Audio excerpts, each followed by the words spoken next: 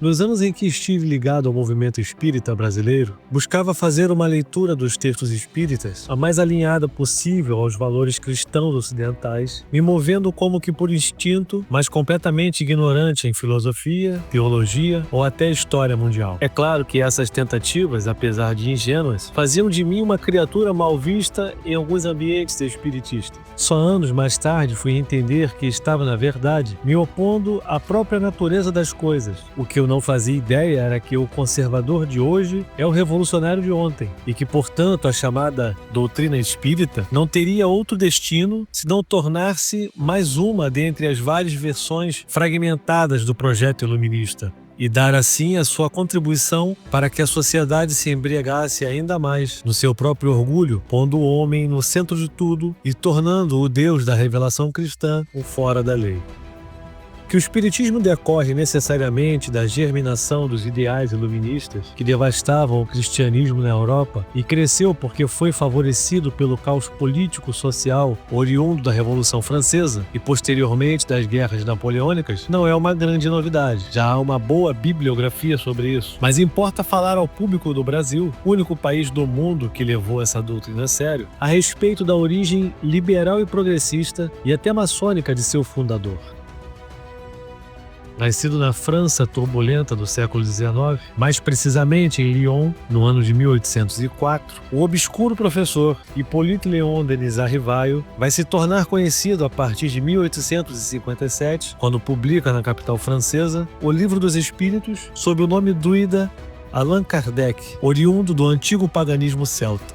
Tido atualmente pelos seus seguidores como o codificador do espiritismo, ele é visto como alguém que teria apenas organizado e estruturado em livros o ensino que, na verdade, provinha dos espíritos. Ele próprio vai afirmar em sua obra O Livro dos Espíritos que a doutrina ali presente não era sua e passou a chamá-la de Doutrina dos Espíritos, tentando passar ao público a ideia de que sua função, em grande medida, seria apenas receber e organizar metodicamente essa grande novidade, a tal terceira revelação trazida do além, que as próprias almas dos mortos diziam pretensiosamente que viria marcar uma nova era para a humanidade.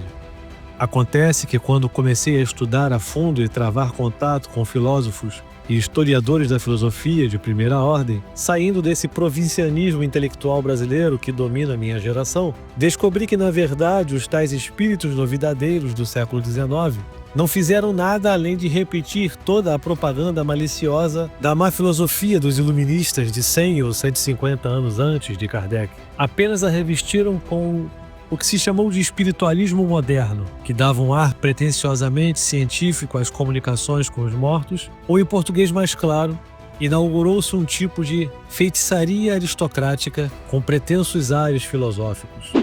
O mais impressionante em todos esses acontecimentos é notar que o professor Rivail foi realmente alguém escolhido para essa missão, e nisso ainda concordo com os seus seguidores. Mas escolhido não por se tratar de um grande espírito evoluído, como eles dizem, mas sim porque, estudando bem sua biografia mais completa já publicada, uma coleção de 3 volumes, vê-se que o jovem Rivail fora completamente formatado nesse campo de ideias liberais e anticlericais durante os intensos 8 anos de estudo em que viveu sob a regência de uma figura que marcará profundamente sua personalidade, o calvinista maçom Johann Pestalozzi. Pedagogo suíço e ligado à loja maçônica alpina, era oriundo de uma infância pobre e, após ter fracassado como agricultor no início da vida adulta, vai passar a ganhar a vida como educador de crianças e, depois de algumas tentativas frustradas de fundação de escolas, vai iniciar aos 59 anos a instituição que será o seu canto de cisne, o Instituto Pestalozzi. O castelo em que funcionou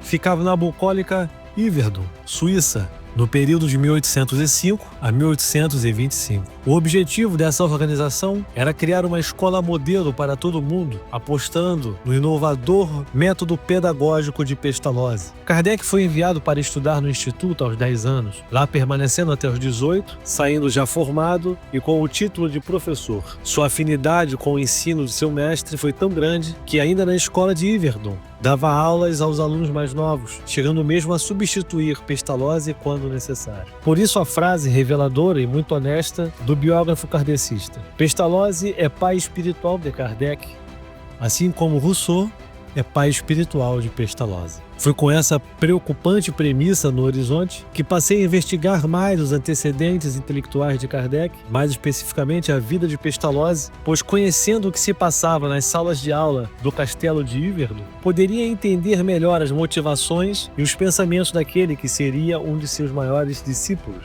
Pestalozzi era protestante, aficionado pelo chamado anticlericalismo. Mantinha no instituto somente professores calvinistas ou luteranos, sem exceção, e todo o ensino era permeado pela concepção kantiana da crítica da razão pura.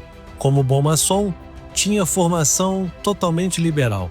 E lendo os depoimentos de seus ex-alunos sobre a rotina do instituto, chega-se a pensar se não estaríamos diante de um Paulo Freire daquela época. Os alunos gozavam de grande liberdade. As portas do castelo permaneciam abertas o dia todo e sem porteiros. Podia-se entrar e sair a qualquer hora, como em uma casa de família simples, e as crianças quase não se prevaleciam disso.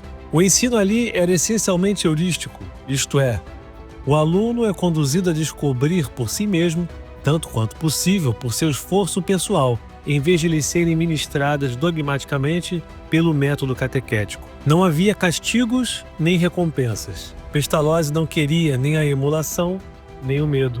Tal ambiente, é claro, atraiu a atenção e a admiração de figuras ligadas ao pensamento progressista, como Maine de Biran, o inaugurador do espiritualismo francês, Madame Stahl, figura proto-feminista e entusiasta da Revolução Francesa, e Robert Owen, chamado nada menos de o precursor do socialismo utópico.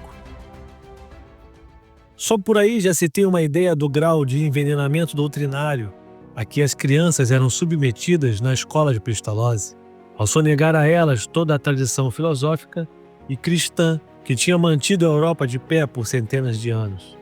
Mas vejamos ainda um pouco mais do pensamento do pedagogo maçom.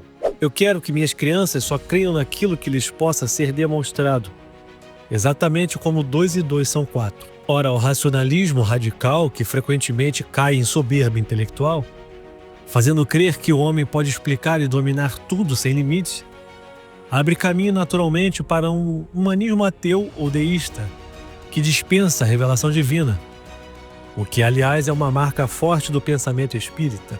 A verdadeira religião não é outra coisa senão a moralidade. Uma concepção kantiana que diminui a religião a um código ético, abstrai Deus e a dimensão espiritual, ignora o papel do culto, da fé e da experiência do sagrado, confunde os níveis da razão prática com os da fé. É exatamente o que querem os maçons e os atuais progressistas, ignorando que a moralidade é fruto da religião, decorre dela e não é o seu conteúdo único. Mas os livros pensadores do século XVIII e XIX mutilaram a revelação cristã e, ignorando completamente a metafísica, divinizaram as limitadíssimas ciências empírico-esquemáticas. Assim, não é de estranhar que dentro de 2 ou 3 gerações, o que teremos é uma multidão de ateus mais ou menos supersticiosos, completamente fragilizados psicologicamente e altamente dependentes de psicotrópicos para que tenham razão de viver. Mas isso é assunto para outro momento. Voltemos a Kardec. Após se formar nesse ambiente criado por Pestalozzi, o jovem Rivail começou a dar aulas, publicou alguns opúsculos para instrução infantil em matemática e gramática francesa, mas também dedicou-se a traduções literárias. Nesse campo foi tradutor aficionado de Fénelon, especialmente da obra As Aventuras de Telêmaco. Esse seu novo mestre, François Fénelon, foi um arcebispo católico de Cambrai e, como o mistério da iniquidade vem de longe, Fénelon foi um problemático sacerdote e que acabou tendo suas obras condenadas pela Igreja. É lembrado por sua mística espiritual muito sentimentalista, foi permissivo frente ao erro religioso e sua obra enfraquecia a doutrina católica tradicional em nome de uma espiritualidade subjetiva, a ponto de ser considerado o pai do liberalismo católico. Mas com uma hierarquia católica ainda atuante na defesa da fé, recebeu do Papa Inocêncio XII a condenação e a ordem de guardar silêncio. Submeteu-se imediatamente à decisão de Roma, sem contestar, e nunca mais defendeu publicamente suas teses místicas. Fénelon permaneceu bispo de Cambrai até sua morte e continuou em comunhão com a Igreja, aceitando a condenação sem rebeldia. Mas apesar do silêncio imposto significar que ele não poderia publicar nem ensinar sobre os pontos doutrinais condenados, fato é que suas obras já estavam nas bibliotecas e seus escritos, por serem completamente esvaziados da força tomista ou agostiniana, por exemplo, para expor com clareza a boa ordenação dos pensamentos e por serem permeadas de ataques às monarquias católicas, foram muito bem recebidos em círculos revolucionários e maçônicos. E entre seus leitores, além de Kardec, encontramos, por exemplo, Rousseau e até mesmo Maximilien Robespierre, o líder sanguinário da Revolução Francesa. Tendo no horizonte o ambiente de formação do jovem professor Rivail, e a que se entregou nos primeiros anos de juventude, fica claro que toda a estrutura de ideias dos livros da codificação espírita, como liberalismo maçônico, evolucionismo, emancipação sexual, racionalismo deísta, positivismo, relativismo religioso, etc., eram ideias que já estavam enraizadas em sua cabeça antes mesmo das mesas girantes. E os espíritos não fizeram outra coisa senão adular a ambição intelectual de Allan Kardec, como vemos, por exemplo, em obras póstumas. Nesse livro, há o relato do que seria a primeira menção por parte das almas do além com relação à grandiosa tarefa que estaria destinada a Kardec. Em uma reunião mediúnica, em abril de 1856, um espírito teria dito: "Não haverá mais religião, e uma será necessária, porém verdadeira, grande, bela e digna do Criador. Os fundamentos já foram colocados. Quanto a ti, Rivail, aí está tua missão." Livre, a cesta voltou-se rapidamente para o meu lado, como teria feito uma pessoa que me apontasse com o dedo. Essa foi a primeira revelação positiva sobre minha missão, e confesso que quando vi a cesta dirigir-se bruscamente na minha direção e designar-me nominativamente, não pude me furtar de uma certa emoção. Cerca de um mês depois, em uma outra reunião de evocação de espíritos, Kardec questiona a uma outra alma que se manifestava se ela também confirmava a tal missão de organizar a nova e única religião, ao que o espírito responde de modo sintomático: "Sim, confirmo. E se interrogares tuas aspirações, tuas tendências e o objetivo quase constante de tuas meditações, isto não deverá surpreender-te. Deves cumprir aquilo com que sonhas há muito tempo. É preciso que nisso trabalhes ativamente para estares pronto, pois o dia está mais próximo do que pensas."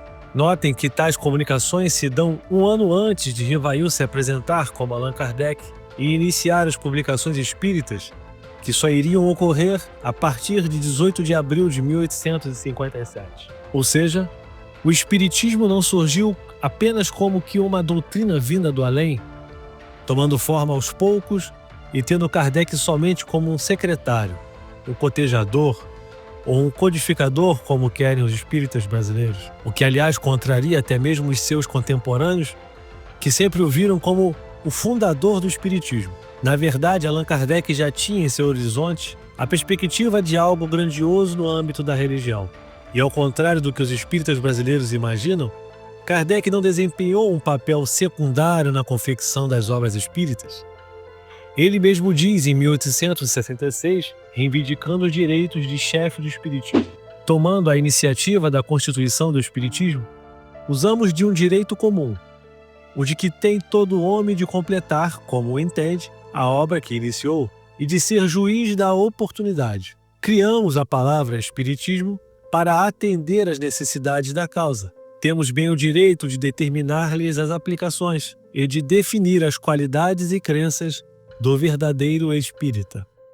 Portanto, fica claro que o suposto conhecimento sublime dos espíritos superiores nada mais é do que uma amálgama de superstições de sociedades secretas, filosofismo e humanismo barato, somada à ambição desmedida de Kardec de fundar uma nova religião num triunfalismo vexatório. E o resultado foi a criação de uma seita marcada por divisões, já mesmo próximo da morte de Kardec. E da sua obra de pretensões fracassadas, restou foi o seu continuador Lemaire, preso por fraude em fotografias espíritas, a sociedade parisiense de estudos espíritas completamente arruinada e uma França que atualmente sequer conhece seu nome. Mas você deve estar pensando no sucesso espírita conseguido no Brasil. Bem, em nossa terra muitas particularidades acontecem. Mas ainda assim esse sucesso espírita no Brasil é questionável. Primeiro, por causa mesmo dos dados oficiais. Segundo, porque muito do que se rotula como o espiritismo francês aqui no Brasil deixaria Kardec espantado e confuso. Mas isso é assunto para outro vídeo.